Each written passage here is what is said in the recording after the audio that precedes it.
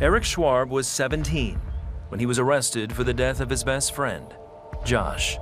I blame myself for everything. And I would have done anything to make it right. The two were always hanging out.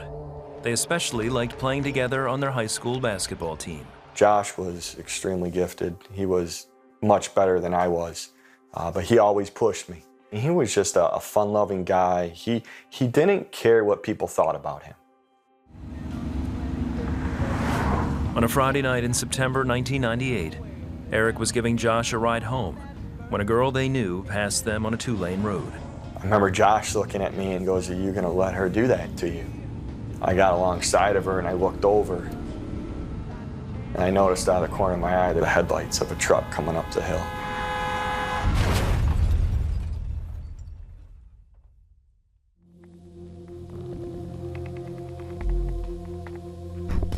I looked over at Josh and I said, "Are you okay?" And he looks at me and goes, "Yeah, I'm gonna be fine."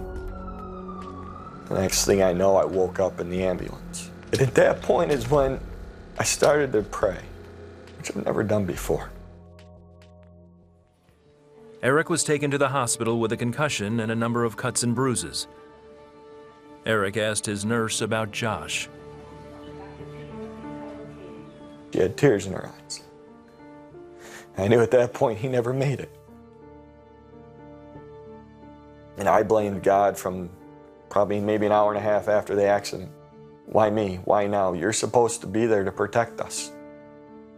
Eric also blamed himself and couldn't understand how anyone could forgive him. The first people to the hospital were his mom and his grandma. They came in there and they were crying. They've already forgiven me.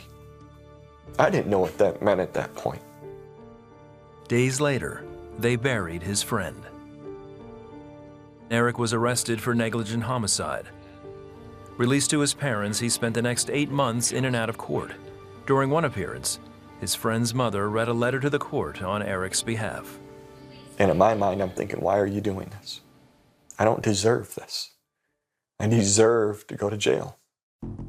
Eric was only given 4 years probation with community service, but memories of Josh dominated his thoughts. I went to drinking. I went to smoking marijuana just to forget about all of it. I remember sitting there with one of my stepdad's guns and just sat there and thought about all the people I hurt, the problems I've caused, the path I was on, the drinking, the drugs. For what? I don't need to be here anymore. I just never could do it. Over the next 16 years, Eric continued to struggle with guilt and depression. The drugs and alcohol didn't fill the void left by his friend. On occasion, he would visit Josh's grave. But on a graveside visit in October 2014, Eric's thoughts turned elsewhere. I just sat there and just started praying and just asking God if there's anything left for me to do here on this earth, just point me in the right direction. Eric started reading the Bible and going to church. As he did, he discovered an important truth. I found out that there was people in the Bible that weren't perfect, that did bad things. And Jesus forgave them. Eric asked for and accepted God's forgiveness. It was just such a surreal moment of I gave it all up, everything. And when I truly repented and I gave up everything, the drinking, the drugs, it was gone. Well, I know what that void is. The void was Jesus. The void was Christ.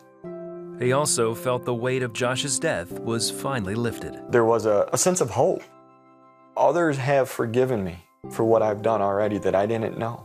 Everything changed. The way I thought, the way I felt, the way I started to see things, just clear. In 2015, Eric married Michelle, and today they have a beautiful daughter. He's thankful for the freedom of forgiveness he now has through Jesus Christ.